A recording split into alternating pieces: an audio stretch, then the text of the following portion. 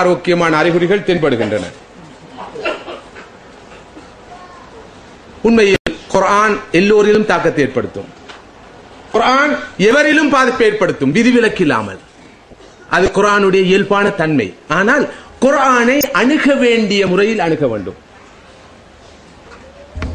குர்ஆனை அணுக வேண்டிய முறையில் அணுக வேண்டும். உள்ள பிரச்சினை, குர்ஆனை நாம் மதிக்கிறோம், மிக புனிதமா மதிக்கிறோம். ஆனால் இதுவரைக்கும் இந்த குர்ஆனை எப்படி அணுகுவது என்பது தெரியாது. How to approach the Holy Quran. இந்த குர்ஆனை அணுகுவது எவ்வாறு, எப்படி பார்ப்பது, எவ்வாறு, எப்படி படிப்பது, எவ்வாறு, எப்படி. உமரில் குர்ஆன் ஏற்படுத்திய தாக்கம் என்னில் ஏற்பட வேண்டும். அதற்குள்ள வழி என்ன என்பதை பற்றி நாம் தெரிந்து கொள்ளாமல் இருப்பது ஒரு முக்கியமான பிரச்சனை.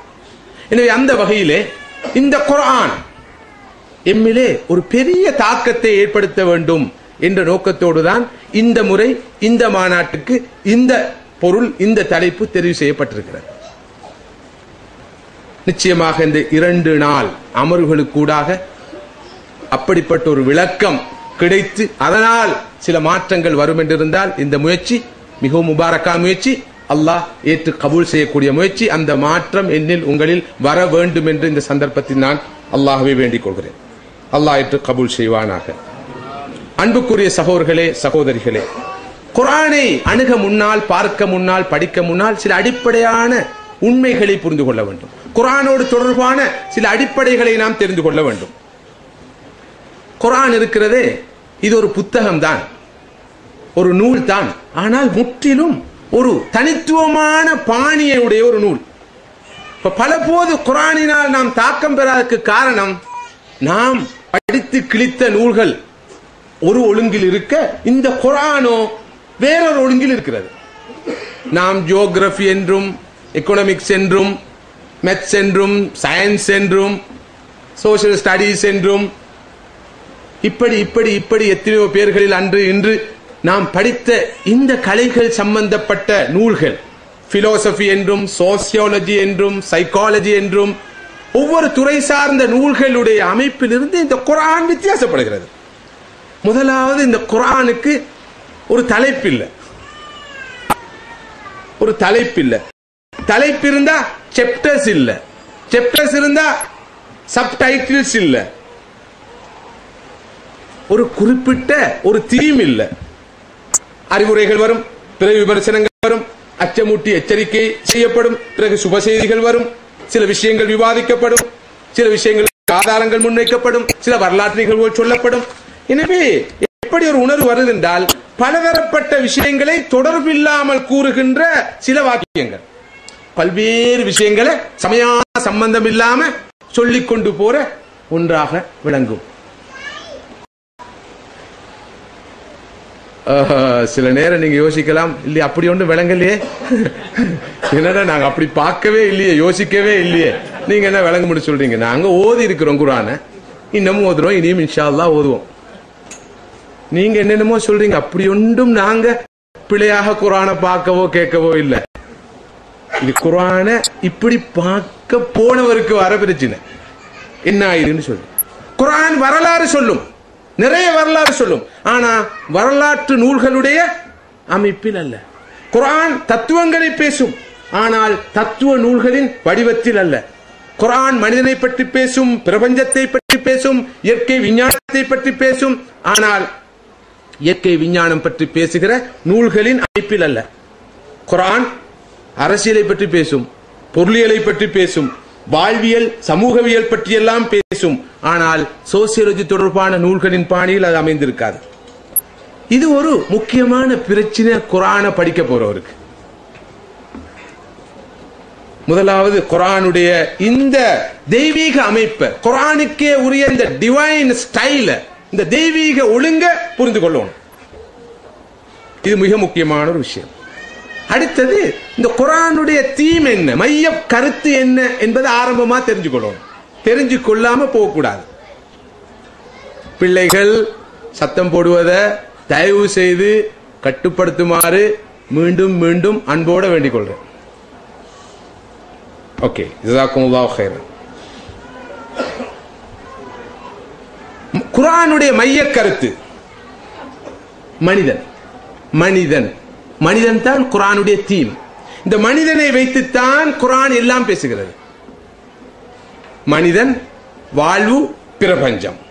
இந்த வாழ்க்கையில், இந்த பிரபஞ்சத்தில் மனிதனுடைய நிலை என்ன, அந்தஸ்து என்ன, இதுதான் குர்ஆனுடைய சப்ஜெக்ட், குர்ஆனுடைய தீம்.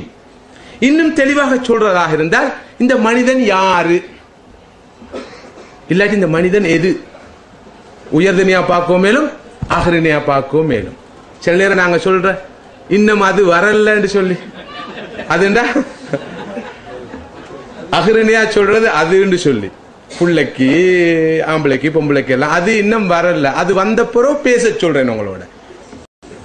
ஆனா உண்மையில இப்படி எல்லாம் மனிதர்களை இழிவுபடுத்தப்படாது. அதுன்னு சொல்றது அகரின, ஆடு மாடு இதற்கு தான் கழுத, இதுக்கு தான் அதுன்னு சொல்றது. மனிதனா இருந்தா அவன் என்று சொன்னாலும் பிள்ளை இல்லை, மனிதன் இல்லையா, அதுன்னு சொல்ற மிச்சம் இறக்கமா, மிச்சம் இறக்கமா. கழுத இன்னும் வரலண்டா எவ்வளவு கோபம் வரும். ஆனா அது இன்னும் வரலன்னு சொன்னா கோவிக்கல யாரும். எப்படியோ இந்த குர்ஆன் எதை பத்தி பேசுது என்ற பிரச்சனை வர நேரம் நாங்க சொல்றோம் மனிதனை பத்தி பேசுது. என்ன சொல்லுது, இந்த மனிதன் யாரு என்று சொல்லுது, அல்லது எது என்று சொல்லுது. ஏன்னா மனிதனை நாங்கெல்லாம் அது இதுன்னு தான் சொல்றோம். உண்மையிலே இன்றைய இந்த கலைகள் எல்லாம், இன்று இருக்கிற சயின்சஸ் எல்லாம் மனிதனை அது இதுன்னு தான் சொல்லுது. சோசியாலஜில மனிதனுக்கு என்ன டெபினிஷன்? மனிதன் என்பவன் ஹயவானுன் நாத்திகுன், ஸ்பீக்கிங் அனிமல், அனிமல் பேசும் பிராணி. இவ்வளவு அழகா படிச்சுக்கிறோம், பிள்ளைக்கு சொல்லி கொடுப்போம். வாங்கம்மா, என்ன பாடம்? சோசியல் ஸ்டடிஸா? ரைட். மனுஷன் என்றா யார், ஹியூமன் பீயிண்டா என்ன? பேசும் மிருகம். அதுக்கு பிறகு பிள்ளைக்கு தெரியும் இது மிருகம் சொல்லி. போராத்துக்கு வீட்டுல நாங்க சொல்றதானே கொஞ்சம் கோபம் வந்தா முருக ஜாதி என்று. ரைட். இப்ப பிள்ளைக்கு தெரியும் மிருகம். அடுத்தது எக்கனாமிக்ஸ் பாடத்துல என்ன படிச்சு கொடுக்கிறோம்? மனிதன்டா யார்? எக்கனாமிக் பீயிங் அல்ல எக்கனாமிக் அனிமல், பொருளாதார பிராணி. அதாவது பிராணிண்டா என்ன? பிராணிண்டா மிருகம். இப்ப முருக ஜாதி ஸ்கூல்ல படிச்சு கொடுக்குற மனுஷன் யாரு? அதுக்கு பிறகு அடுத்த பாடம் என்த்ரோபாலஜி பாடத்துக்கு போனா தெளிவாகவே சொல்லி கொடுக்கிற. இங்க சொன்னான் பேசு மிருகம், அங்கு சொன்னான் பொருளாதார பிராணி. என்த்ரோபாலஜி பாடத்துல தெளிவா சொல்றது குரங்குல இருந்து வந்தேன், கிளியர். ஆனா குரங்குல இருந்து வந்தேன் சும்மா பச்சையா கொச்சையா சொல்லாம டார்வினிசம். டார்வினிசம் என்ன? பரிணாம வளர்ச்சி கோட்பாடு. இந்த காலத்தில் இருக்கிற வெரி இன்ட்ரெஸ்டிங் என்னடா, கேவலமான விஷயங்களுக்கெல்லாம் நல்ல டேர்ம்ஸ், நல்ல டெர்மினாலஜிஸ், நல்ல வார்த்தைகள், வசனங்கள், அசிங்கங்கள் வழங்குறது இல்லை. கடைசியா என்ன சொல்லி கொடுக்கிறோம்டா, நீ ஒரு முருகம், சின்ன சின்ன வித்தியாசம்.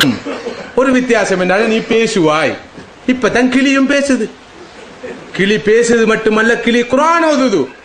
இந்த அல் ஜசீரால இப்ப 2 வருஷத்துக்கு 3 வருஷத்துக்கு முன்னால காட்டினா கிளி குர்ஆன் ஓதுது. பாகிஸ்தான்ல ஒரு கிளி அழகாக சூரத்துல் ஃபாத்திஹா ஓதுது. அதை பார்த்து கூட இந்த முருகத்துக்கு வெக்கம் வருது இல்ல. கோவிக்க வானம் நான் முருகம் சொன்னது உங்களுக்கு அப்படித்தான் படிச்சு தந்திக்குது. பேசும் மிருகம், பொருளாதார மிருகம் சொல்லு. கிளி குர்ஆன் ஓதுது, சூரத்துல் ஃபாத்திஹா ஓதுது. அது பெரிய அற்புதமா மிரக்கிளா காட்டுறான். எதுக்கா காட்டுறான் தெரியுமா? மனுஷன் குர்ஆன் ஓதான்னு இல்ல, கிளி ஓதுது, அதனால தானே காட்டுறான். இல்லாட்டி காட்ட வேண்டிய அவசியம் இல்லையே சகோதரர்களே. எனவே குர்ஆனுடைய தீம், மைய கருத்து மனிதன். மனிதனுடைய அடிப்படையான வாழ்க்கையோடு சம்பந்தப்பட்ட கேள்விகளுக்கு பதில். நாம் எப்போதும் சொல்வது போல மனித வாழ்க்கையோடு தொடர்பான 2 வகையான கேள்விகள் இருக்குது. மனித வாழ்க்கையோடு தொடர்பான 2 வகையான பிரச்சனைகள் இருக்குது. ஒரு வகையான பிரச்சனைக்கு நாம் சொல்லுவோம் இமீடியட் ப்ராப்ளம்ஸ், உடனடி பிரச்சனைகள். உணவு, உடை,